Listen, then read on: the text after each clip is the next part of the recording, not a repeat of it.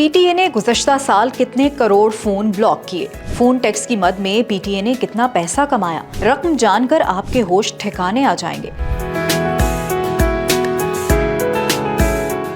Pakistan Telecommunication Authority P T A نے مالی سال 2024-25 کے دوران ملک بھر میں تقریباً 10 کروڑ موبائل ڈیوائسز بلاک کر کے موبائل مارکیٹ میں بڑی صفائی کر دی۔ پی ٹی اے کی سالانہ رپورٹ کے مطابق بلاک کیے گئے فونز میں 8,68,000 گمشدہ اور چوری شدہ موبائل فون، 7 کروڑ 20 لاکھ جعلی یا نقلی ڈیوائسز، جبکہ 2 کروڑ 70 لاکھ ڈپلیکیٹ یا کلون IMEI نمبرز والے فون شامل تھے۔ پی ٹی اے کے مطابق 2019 سے اب تک موبائل ڈیوائسز رجسٹریشن کے ذریعے 83 ارب روپے سے زائد ٹیکس قومی خزانے میں جمع ہو چکا ہے۔ اتھارٹی کا کہنا ہے کہ ان اقدامات سے مقامی موبائل مینوفیکچرنگ کو فروغ ملا اور 2025 تک پاکستانی نیٹ ورکس پر استعمال ہونے والے 95% سے زائد موبائل فونز مقامی طور پر تیار شدہ تھے۔ اپڈیٹس کے لیے دیکھتے رہیے WeNews.pk۔